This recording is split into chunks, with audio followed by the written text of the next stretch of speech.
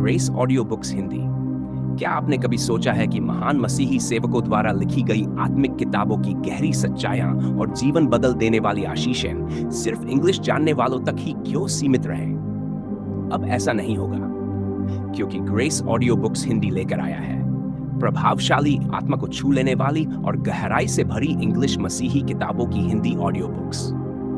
यहाँ आपको मिलेंगी वो सभी आत्मिक सच्चाइयां जो किताबों के पन्नों में छुपी हैं, लेकिन अब सरल हिंदी में, भावनात्मक अंदाज में और हर विश्वासी के लिए सुलभ रूप में। चाहे आपकी जीवन शैली कितनी भी व्यस्त क्यों न हो, चाहे आपके पास किताब खरीदने या पूरी पढ़ने का समय न हो, अब आप इन ऑडियो को कभी भी कहीं भी सुन सकते हैं, चलते समय, घर के काम करते हुए या यात्रा में।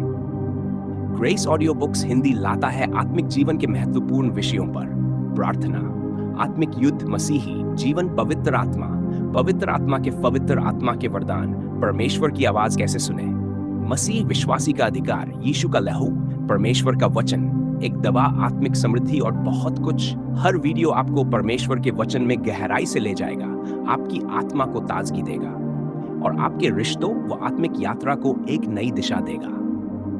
तो आज ही ग्रेस ऑडियो बुक्स हिंदी को सब्सक्राइब कीजिए, बेल आइकॉन दबाएं और परमेश्वर की इन आशीषों को सबसे पहले प्राप्त कीजिए। पवित्र आत्मा के द्वारा पवित्र किया गया कि अन्य जातियों का यह अर्पण ग्रहण किया जाए और पवित्र आत्मा के द्वारा पवित्र ठहराया जाए। रोमियो 15:16 ये परमेश्वर की इच्छा है। जब मैं अर्जेंटीना में अपने समय के दौरान पहली बार पवित्र आत्मा के बारे में सीखने लगा, तो मेरे हृदय में उसकी उपस्थिति से भर जाने की एक बड़ी इच्छा जाग उठी। हर सभा में जहां भी मैं जाता था, मैं सबसे पहले वेदी की ओर दौड़ता था। पवित्र आत्मा सबको छूता था, पर मेरे साथ कुछ नहीं होता था। बहुत से लोगों ने मुझ पर हाथ रखकर मेरे लिए प्रार्थना भी की, फिर भी मैं पवित्र आत्मा से नहीं भरा गया। इससे पहले कि मैं उससे मिला, मेरा प्रिय पवित्र आत्मा, पहली बार जब मैंने पवित्र आत्मा को जाना, तब प्रभु ने मेरी आंखों के सामने एक शब्द लिखा, पवित्रीकरण। वह पद जिसे प्रभु ने मुझसे बात करने के लिए उपयोग किया, यह था, क्योंकि यह परमेश्वर की इच्छा है तुम्हारा पवित्रीकरण। पहला थिस्सलुनीकियों 4 अध्याय वचन 3। इसलिए मैं अपने बिस्तर के पास घुटनों के बल बैठने लगा, अपने सभी पापों को एक एक करके, भूतकाल और वर्तमान दोनों स्वीकार करने लगा। मैंने अपने पापों से पश्चाताप करने का दृढ़ निर्णय लिया। परमेश्वर ने मेरी पुकार सुनी और वह मुझे अपनी उपस्थिति की एक कुंजी दे रहा था। परमेश्वर के आत्मा का उंडेला जाना हमेशा सच्चे पश्चाताप से पहले होता है। प्रेरितों के काम अध्याय 2 वचन 38। इससे पहले कि प्रभु ने कहा वह अपना आत्मा सब मनुष्यों पर उंडेलेगा। योएल अध्याय 2 वचन 28 उसने कहा था, सारे मन से मेरी ओर फिरो, उपवास, रोने और विलाप करने के साथ। पवित्र आत्मा न केवल हमारा सबसे निकट मित्र बनना चाहता है, बल्कि वह हमारे जीवन को पवित्र करना भी चाहता है, ताकि वह हमें प्रभु के सामने एक स्वीकार्य अर्पण के रूप में प्रस्तुत कर सके, पवित्र और निर्दोष। रोमियो 15:16-5 पवित्र आत्मा हमारे लिए सर्वोत्तम चाहता है और वह जानता है कि केवल जब हम पवित्रता के मार्ग पर चलते हैं, तभी हम पूर्ण आत्मिक स्वतंत्रता और अधिकार में जीवन जी सकते हैं। हमारे पवित्रीकरण को समझना आरंभ करने के लिए हमें पहले अपनी धार्मिक ठहराए जाने, जस्टिफिकेशन की पटता प्राप्त करनी होगी।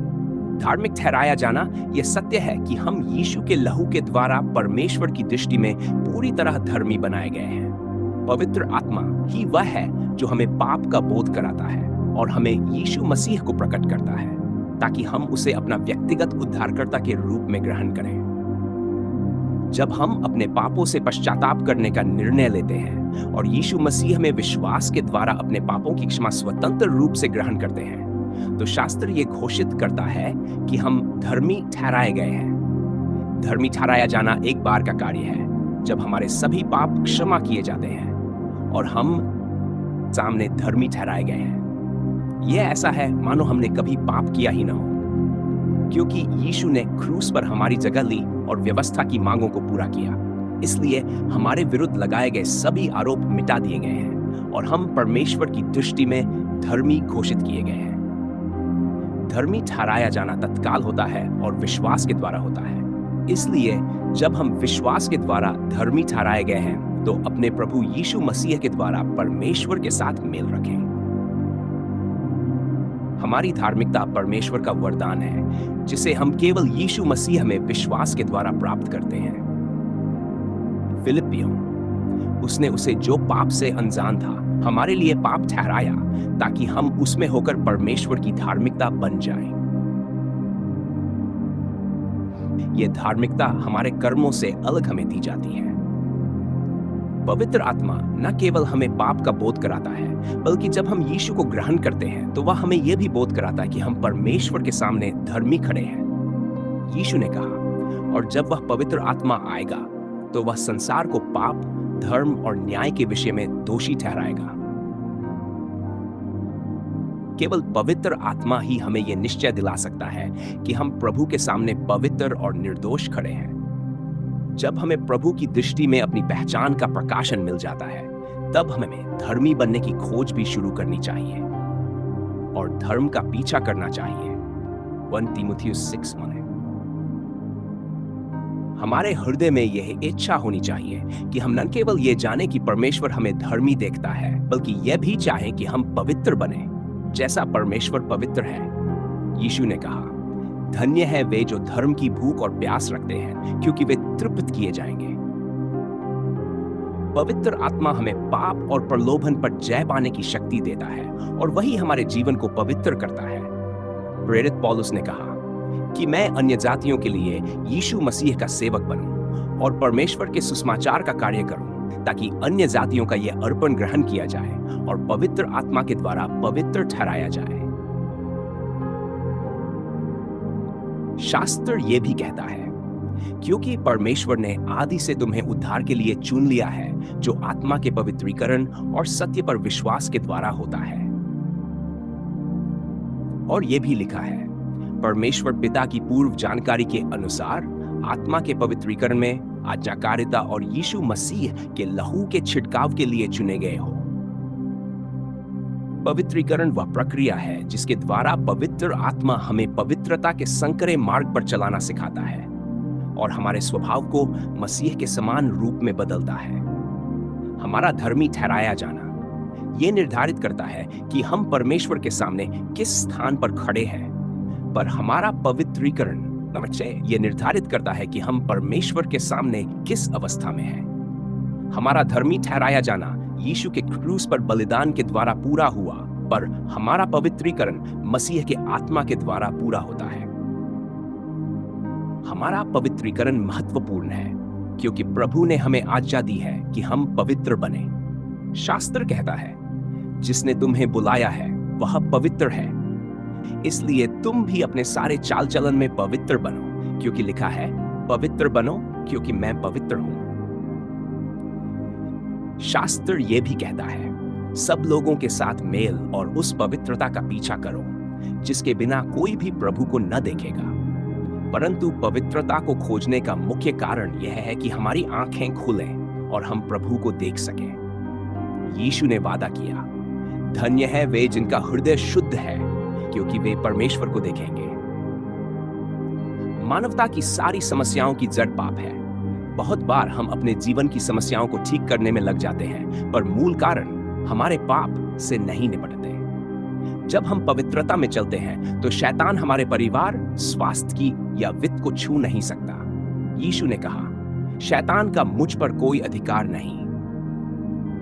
शत्रु यीशु को इसलिए नहीं छू सका क्योंकि यीशु ने पूर्ण पवित्रता में जीवन व्यतीत किया। जब हम उसकी धार्मिकता की खोज करते हैं तो हम भी सच्ची स्वतंत्रता में चलना आरंभ करते हैं। हमें चलना पवित्रीकरण सच्चे पश्चाताप से आरंभ होता है और हमारे दैनिक जीवन में तब तक चलता रहता है जब तक हम पवित्र आत्मा के द्वारा संचालित होते रहते हैं। शास्त्र कहता है, क्योंकि जितने लोग परमेश्वर की आत्मा के द्वारा चलाए जाते हैं वे ही परमेश्वर के पुत्र हैं। पवित्रता केवल परमेश्वर की आज्ञाओं का पालन करना नहीं है, यह एक व्यक्ति पवित्र आत्मा का अनुसरण करना भी है।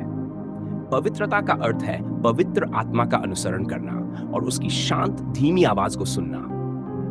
पवित्र आत्मा के साथ निकट संबंध होना बहुत आवश्यक है, क्योंकि जब हम ऐसा करते हैं वह हमसे बात करता है और हमें अपने मार्गों में चलना सिखाता है।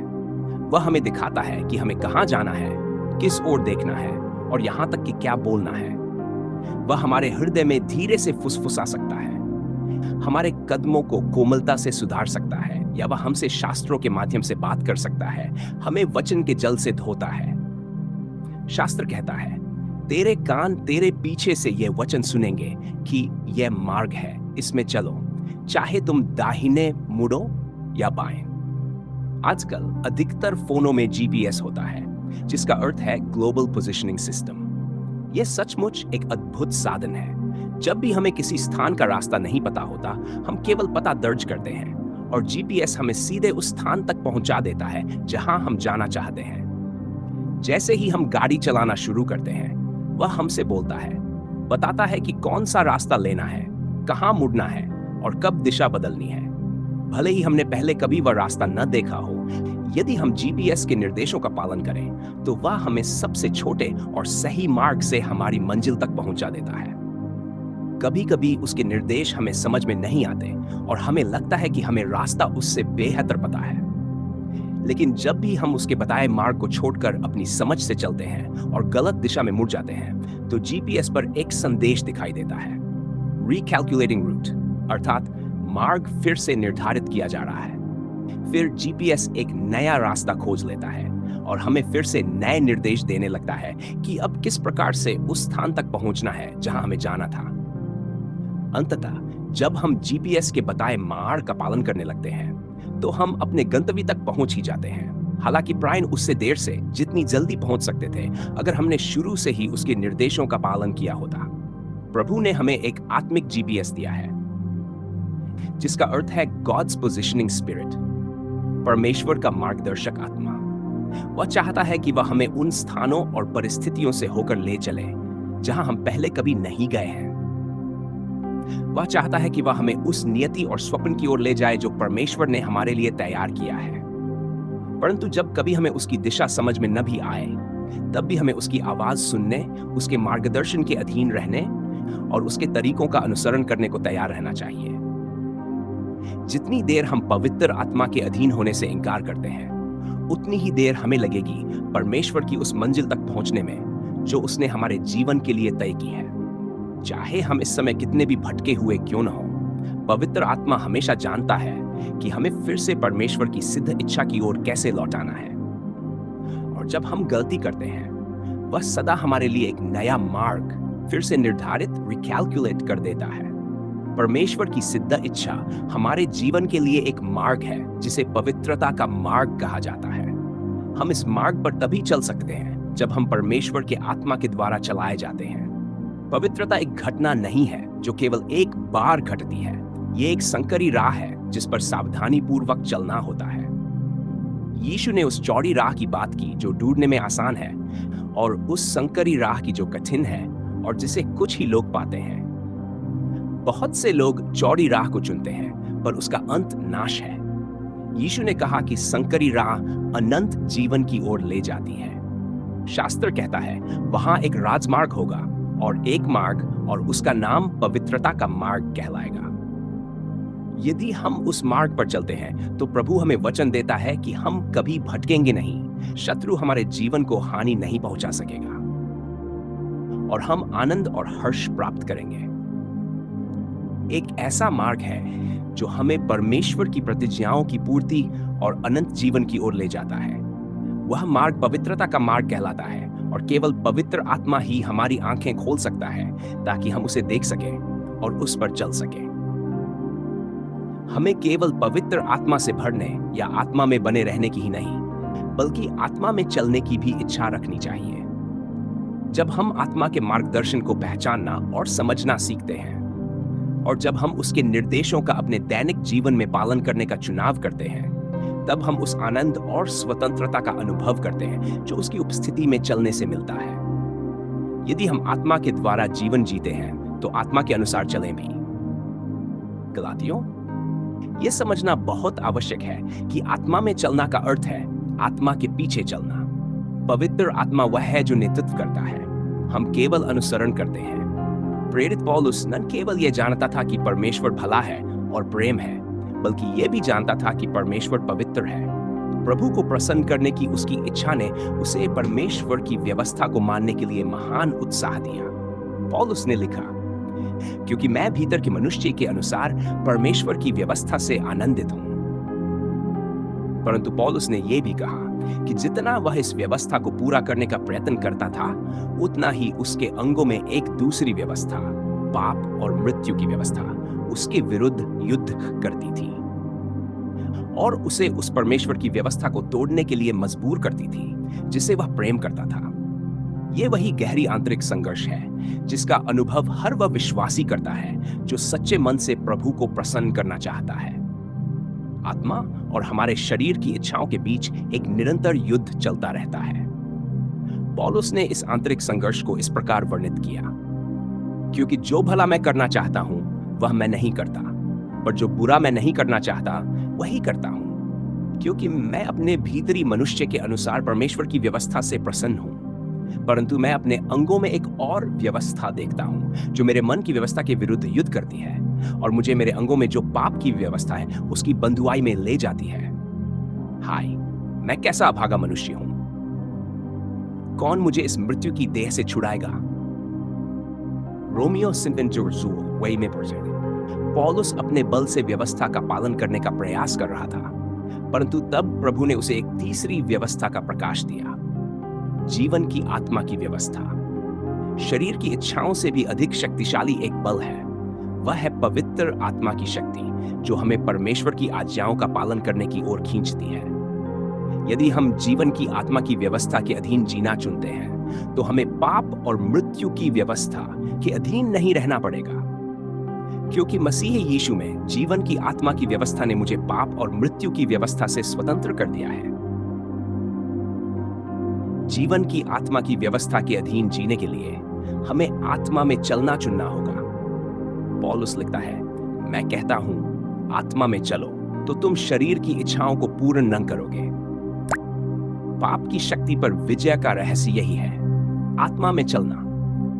आत्मा में चलना का मतलब है हमारे रोज के जीवन को पवित्र आत्मा की इच्छाओं और मार्गों के अनुरूप चलाना। क्या दो जन साथ साथ चल सकते हैं यदि वे सहमति में न हो? इसका अर्थ है कि हमें केवल पवित्र आत्मा को अपना मित्र नहीं बल्कि अपना मार्गदर्शक भी बनाना चाहिए। रोमियो की पुस्तक के 7वें अध्याय में पौलुस ने शरीर और आत्मा के बीच की भीतरी लड़ाई का वर्णन किया है, परंतु 8वें अध्याय में वह प्रकट करता है कि आत्मा में चलना वास्तव में क्या है। आत्मा में चलना अर्थात दोष से मुक्त चलना है। शास्त्र कहता है, अब उन पर जो मसीही यीशु में है और जो शरीर के अनुसार नहीं परंतु आत्मा के अनुसार चलते हैं, किसी प्रकार का दंडादेश नहीं है, क्योंकि मसीह यीशु में जीवन की आत्मा की व्यवस्था ने मुझे पाप और मृत्यु की व्यवस्था से स्वतंत्र कर दिया है। पुश और दृढ़ विश्वास कन्विक्शन में बहुत बड़ा अंतर है। दृढ़ विश्वास पवित्र आत्मा का कार्य है जब वह हमें हमारे पापों का बोध कराता है, पर साथ ही यह भी दिखाता है कि हमारे पापों से निकलने का एक मार्ग और आशा है। यदि हम अपने पापों को मान लें तो वह विश्वास योग्य और न्यायी है कि हमारे पापों को क्षमा करे और हमें सब अधर्म से शुद्ध करे। परंतु दोषारोपण शत्रु का कार्य है, वह हमारे पापों के लिए हमें दोषी ठहराता है और यह कहता है कि अब कोई आशा या छुटकारे का मार्ग नहीं है। यह शत्रु का मुख्य हथियारों में से एक है जिससे वह कई मसीहियों के बुलाहट और स्वप्नों को नष्ट कर देता है। वह उनके जीवन में अपराध बोध, लज्जा और निराशा की भावना भर देता है, जिससे वे निरुत्साहित होकर प्रभु से दूर हो जाते हैं। आत्मा में चलने के लिए यह सुनिश्चित जानना आवश्यक है कि जब हम अपने पापों को स्वीकार करते हैं तब प्रभु न केवल उन्हें क्षमा करता है बल्कि उन्हें भूल भी जाता है। प्रभु कहता है, क्योंकि मैं उनके अधर्म को क्षमा करूंगा और उनके पाप को फिर स्मरण न करूंगा। प्रभु यह भी वादा करता है, क्योंकि मैं उनकी अधर्मता पर दया करूंगा और उनके पापों और अधर्म के कामों को फिर स्मरण न करूंगा। आत्मा में चलना यह भी जानना है कि मसीह ने पाप को क्रूस पर पहले ही पराजित कर दिया है। शास्त्र कहता है, क्योंकि जो व्यवस्था शरीर के कारण निर्बल थी वह परमेश्वर ने अपने पुत्र को पाप में शरीर के समान रूप में भेजकर और पाप के कारण शरीर में पाप को दंड देकर किया। ताकि व्यवस्था की धार्मिकता हम में पूरी हो, जो शरीर के अनुसार नहीं परंतु आत्मा के अनुसार चलते हैं। आत्मा में चलना यह भी है कि हम अपना मन आत्मा की बातों पर लगाएं। शास्त्र कहता है, क्योंकि जो शरीर के अनुसार चलते हैं वे शरीर की बातों पर मन लगाते हैं, पर जो आत्मा के अनुसार चलते हैं वे आत्मा की बातों पर मन लगाते हैं। जो लोग शरीर के अनुसार जीवन जीते हैं वे शरीर की बातों पर मन लगाते हैं, पर जो आत्मा के अनुसार चलते हैं वे आत्मा की बातों पर ध्यान लगाते हैं। क्योंकि शरीर के मन की वृत्ति मृत्यु है, पर आत्मा के मन की वृत्ति जीवन और शांति है। हमें हमेशा अपने विचारों पर ध्यान देना चाहिए। यदि हम आत्मा में चलना चाहते हैं तो हमें अपने मन को ऊपर की बातों पर लगाना चाहिए। शास्त्र कहता है, अपना मन पृथ्वी की नहीं ऊपर की बातों पर लगाओ। हम अपने विचारों को नियंत्रित कर सकते हैं यदि हम ये चुने कि हम क्या देखते हैं और क्या सुनते हैं। आत्मा में चलना यह भी है कि हम अपने शरीर की अभिलाषाओं को क्रूस पर चढ़ाएं। शास्त्र कहता है, क्योंकि यदि तुम शरीर के अनुसार जीवित रहोगे तो मर जाओगे, परंतु यदि आत्मा से शरीर के कामों को मार डालोगे तो जीवित रहोगे। परमेश्वर ने हमें स्वतंत्र इच्छा दी है और हमें प्रतिदिन ये निर्णय लेना होता है कि हम अपने शरीर की इच्छाओं को अस्वीकार करेंगे ताकि हम उसकी उपस्थिति में बने रहें। यीशु ने कहा, यदि कोई मेरे पीछे आना चाहता है तो वह अपने आप का इनकार करे और अपनी क्रूस को प्रतिदिन उठाए और मेरे पीछे हो ले। हर दिन हमें यह चुनना होता है कि हमारे लिए क्या अधिक महत्वपूर्ण है, शरीर की इच्छाओं को पूरा करना या उसकी उपस्थिति में चलना। आत्मा में चलना यह भी है कि हम इस बात पर दृढ़ रहें कि कुछ भी और कोई भी हमें परमेश्वर के प्रेम से अलग नहीं कर सकता। शास्त्र कहता है, क्योंकि मैं निश्चय जानता हूं कि न मृत्यु, न जीवन, न स्वर्गदूत, न प्रधानताएं, न शक्तियां, न वर्तमान, न भविष्य, न ऊंचाई, न गहराई और न कोई और सिजी हुई वस्तु हमें उस प्रेम से जो हमारे प्रभु मसीह यीशु में है अलग कर सकेगी। रोमियो। परमेश्वर के अनंत और बिना शर्त प्रेम का यह प्रकाशन हमें उसके साथ चलने के लिए प्रेरित करता है। और जब हम गलती करते हैं तो हमें यह आश्वासन होता है कि वह हमेशा हमें वापस घर स्वागत करने के लिए तैयार रहता है। यीशु के रक्त द्वारा निरंतर शुद्ध किए जाना। जब हम आत्मा में चलते हैं तो हमारे हृदय में यह निरंतर इच्छा होनी चाहिए कि हम यीशु के रक्त द्वारा शुद्ध हो। हमारी पुकार हमेशा राजा दाविद जैसी होनी चाहिए, मुझे परख हे परमेश्वर और मेरे हृदय को जान। हमें हमेशा पवित्र आत्मा से यह प्रार्थना करनी चाहिए कि वह हमारे भावनाओं, हमारे विचारों, हमारे दृष्टिकोण, हमारे अतीत, हमारे वर्तमान, हमारे निर्णयों, हमारे बोले हुए शब्दों, हमारे सुने हुए संगीत और हमारे देखे हुए चीजों को देखें कि क्या हमारे भीतर कुछ ऐसा है जो उसे अप्रसन्न करता है। हमें यह इच्छा होनी चाहिए कि पवित्र आत्मा हमें यह दिखाए कि क्या हमने किसी भी तरह से भटकाव किया है। जब पवित्र आत्मा हमारी आत्मा की खोज करता है, वह हमें दोष बोध कराता है और हमारे हृदय की स्थिति परमेश्वर के सामने दिखाता है। तब हमारी जिम्मेदारी है कि हम अपने पापों को स्वीकार करें और उनसे दूर होने का निर्णय लें, ताकि यीशु का रक्त हमें हमारे सभी पापों और अधर्म से शुद्ध कर सके। शास्त्र कहता है, अब परमेश्वर जो शांति देने वाला है स्वयं आपको पूरी तरह पवित्र करे और आपका संपूर्ण आत्मा, मन और शरीर हमारे प्रभु यीशु मसीह के आगमन पर निर्दोष बने रहें। पवित्र आत्मा केवल उन क्षेत्रों को भरता है जिनमें हम पूरी तरह से पश्चाताप के माध्यम से उसे आत्मसमर्पित करते हैं। राजा दाविद की इच्छा थी कि प्रभु उसे दिखाएं कि क्या वह कभी भटका है। जब उसने व्यभिचार और हत्या की, शमूएल में प्रभु ने नाथन नामक भविष्यद्वक्ता को भेजा ताकि उसके पाप के बारे में उसका सामना कराए। पवित्र आत्मा ने दाविद को दोष बोध कराया और उसने पश्चाताप करने का चुनाव किया। हम उसकी पश्चाताप की गहराई देख सकते हैं जब उसने प्रार्थना की, हे परमेश्वर, अपनी दया के अनुसार मुझ पर कृपा कर, अपनी अनेक दयाओं के अनुसार मेरी अवज्ञाओं को मिटा दे, मुझे पूरी तरह से धो दे, मेरी अवज्ञाओं को मिटा दे और मेरे पाप से मुझे शुद्ध कर दे। क्योंकि मैं अपनी अवज्ञाओं को स्वीकार करता हूं और मेरा पाप सदा मेरे सामने है। केवल तेरे विरुद्ध मैंने पाप किया और तेरे सामने ये बुरा किया, ताकि जब तू बोलता है तू धर्मी पाए जाए। देख, मैं पाप में जन्मा और मेरी माता ने मुझे पाप में गर्भ धारण किया। देख, तू हृदय की सत्यता चाहता है और गुप्त स्थान में तू मुझे बुद्धि जानने दे। मुझ पर असाफट से शुद्धि कर और मैं शुद्ध हो जाऊं। मुझे धो और मैं बर्फ से भी अधिक शुद्ध हो जाऊं। मुझे आनंद और हर्ष सुनाने दे कि तूने जो हड्डियां तोड़ी है वे आनंदित हो। अपने मुख को मेरे पापों से छुपा और मेरी सभी अवज्ञाओं को मिटा दे। हे परमेश्वर, मेरे भीतर एक शुद्ध हृदय बना और एक अडिग आत्मा को नवीनीकृत कर। मुझे अपनी उपस्थिति से दूर न फेंक और अपनी पवित्र आत्मा मुझसे न ले ले। मुझे अपने उद्धार के आनंद की पुनः प्राप्ति दे और अपनी उदार आत्मा से मुझे सहारा दे।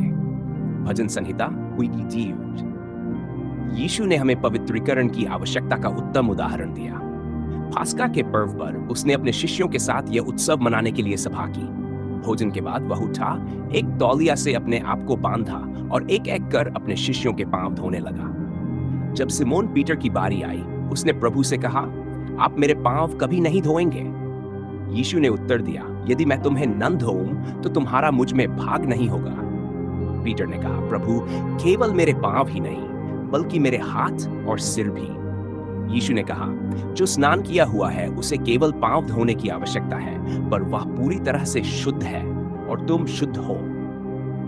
यीशु ने पीटर को बताया कि वह शुद्ध है, पर उसने यह भी कहा कि उसके पांव धोए जाने चाहिए। क्यों पांव? उस समय लोग चप्पल पहनते थे और सड़कें धूल से भरी होती थी, इसलिए उनके पांव रोजमर्रा की यात्रा में लगातार गंदे हो जाते थे। रिवाज यह था कि मेजबान अपने अतिथियों को पानी देता ताकि वे घर में प्रवेश करने पर अपने पांव धो सकें। कभी कभी मेजबान अपने अतिथियों के पांव धोने के लिए कोई सेवक प्रदान करता था, या कभी वह स्वयं उनके पांव धोता था। अपने कर्मों के माध्यम से प्रभु केवल हमें यह दिखा नहीं रहे थे कि हमें नम्रता में एक दूसरे की सेवा कैसे करनी चाहिए, बल्कि वह हमें हमारे जीवन में पवित्र आत्मा के पवित्रीकरण के कार्य की एक तस्वीर भी दे रहे थे। जब पीटर ने प्रभु को अपने पांव धोने की अनुमति नहीं दी, तब यीशु ने दृढ़ उत्तर दिया कि यदि पीटर उसके द्वारा शुद्ध होने को तैयार नहीं है तो उसका मसीह में कोई भाग नहीं होगा। प्रभु द्वारा निरंतर शुद्ध होना आवश्यक है यदि हम पृथ्वी पर उसके मिशन का हिस्सा बनने की आशा रखते हैं।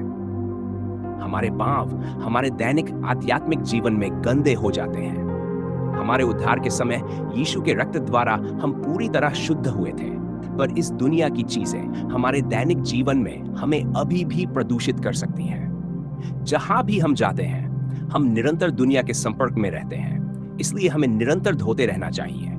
यदि हमारी इच्छा है कि हम प्रभु के साथ एक हो और उसके आज दुनिया में कर रहे कार्य का हिस्सा बने, तो ये अत्यंत महत्वपूर्ण है कि हम पवित्र आत्मा को हमारे जीवन को निरंतर पवित्रीकृत करने की अनुमति दें। यीशु ने हमें यह प्रार्थना सिखाई, हमारा प्रतिदिन का भोजन हमें आज दे और हमारे यूनन क्षमा कर जैसे हम अपने यूनानी को क्षमा करते हैं।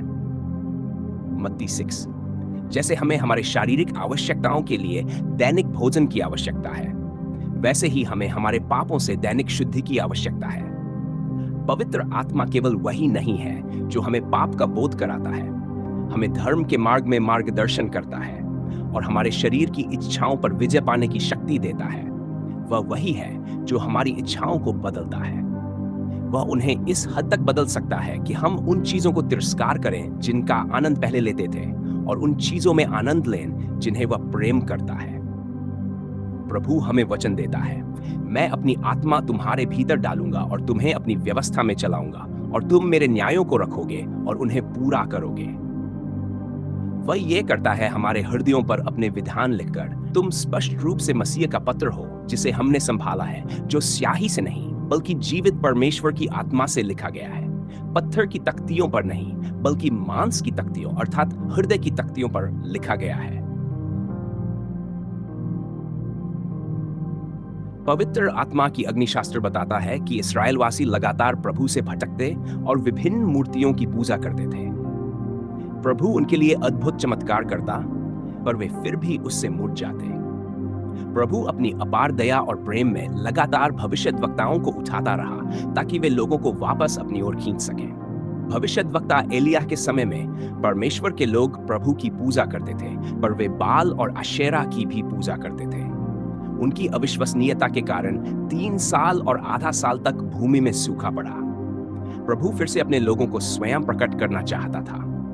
इसलिए उसने भविष्यद्वक्ता एलिय्याह को भेजा और उसे यह निर्देश दिया कि वह पूरे इस्राएल के लोगों को माउंट कार्मेल पर इकट्ठा करे। एलिय्याह ने सबसे पहले इस्राएल के लोगों के सामने एक निर्णय रखा। उसने उनसे कहा, तुम कितने समय तक दो मतों के बीच हिचकोगे? यदि प्रभु परमेश्वर है तो उसी का अनुसरण करो, और यदि बाल है तो उसी का अनुसरण करो। महाराजा, जब प्रभु हमारे जीवन पर अपनी जीवन देने वाली आत्मा की वर्षा और पवित्रीकरण की अग्नि डालेगा, तब वह हमें एक प्रश्न के सामने भी रखता है। हम कितने समय तक लगातार संसार और प्रभु के बीच झूलते रहेंगे? यदि यीशु हमारे प्रभु हैं, तो हमें केवल उसी का पालन करना चाहिए।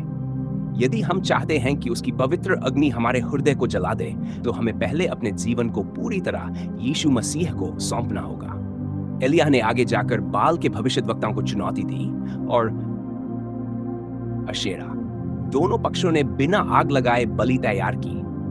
फिर उन्होंने अपने देवताओं से प्रार्थना की और एलिय्याह ने प्रभु से प्रार्थना की। जो देवता आग से उत्तर देगा वही सच्चा परमेश्वर होगा। बाल के भविष्यद्वक्ताओं ने अपनी बलि तैयार की, अपने देवताओं के नाम का आह्वान किया, कूद कूद कर रोए, भविष्यवाणी की और यहां तक कि अपने आप को भी काटा, पर कुछ भी नहीं हुआ। कोई उत्तर नहीं आया, कोई आग नहीं लगी। जब एलिय्याह की बारी आई, उसने पहले प्रभु के वेदी की मरम्मत की जो टूट गई थी।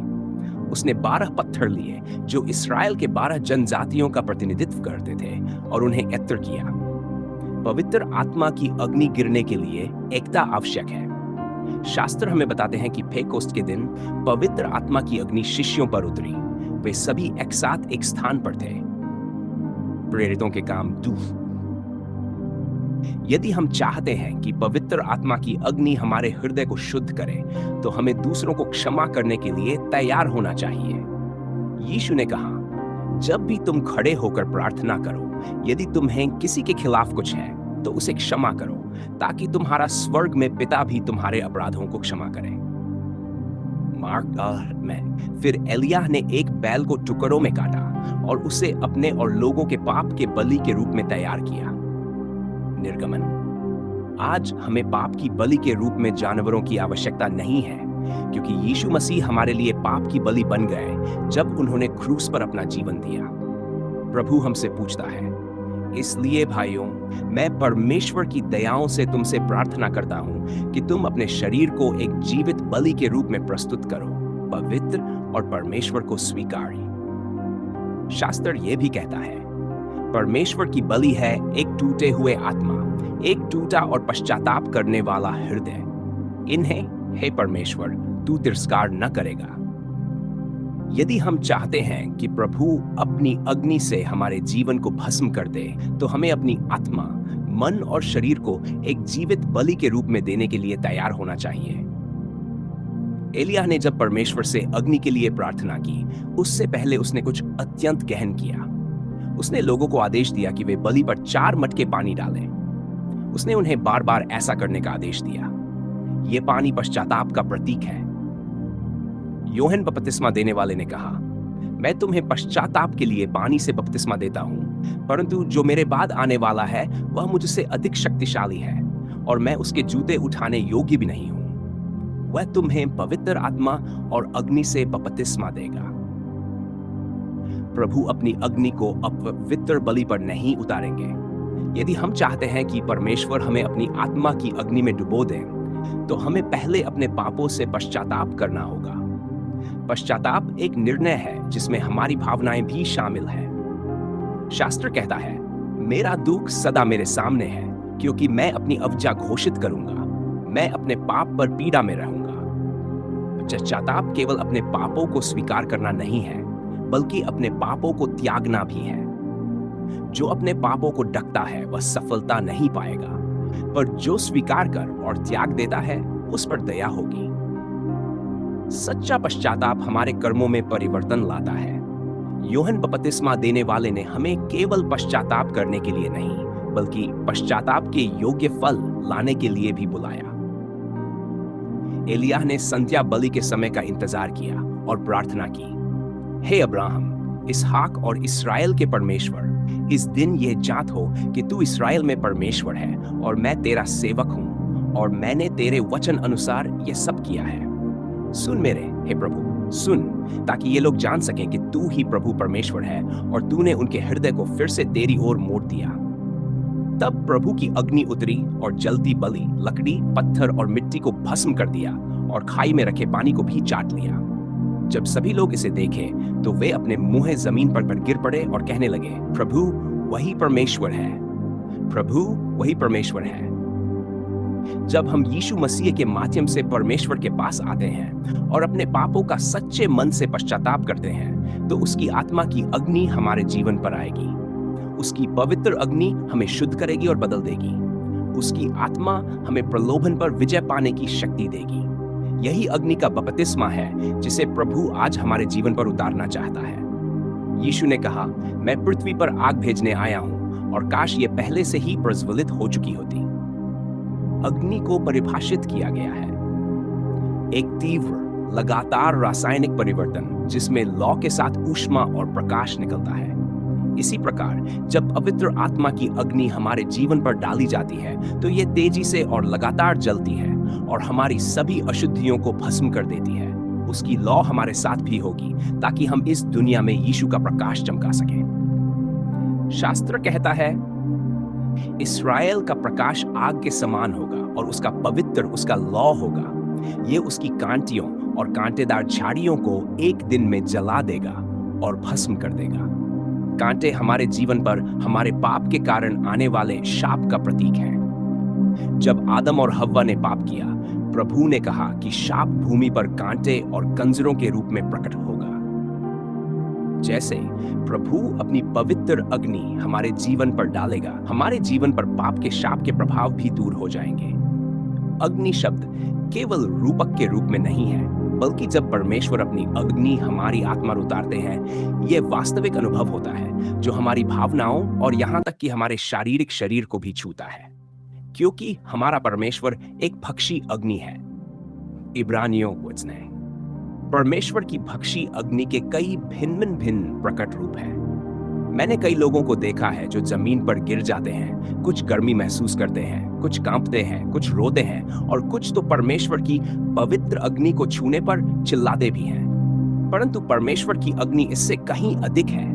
ये केवल उसकी उपस्थिति की निकटता के प्रति एक भावनात्मक या शारीरिक प्रतिक्रिया नहीं है, बल्कि यह हमारे जीवन में अनंत परिवर्तन भी लाता है, क्योंकि पवित्र आत्मा अपने विधान हमारे हृदयों पर अंकित करता है और हमें उसके प्रेम की तीव्रता प्रकट करता है।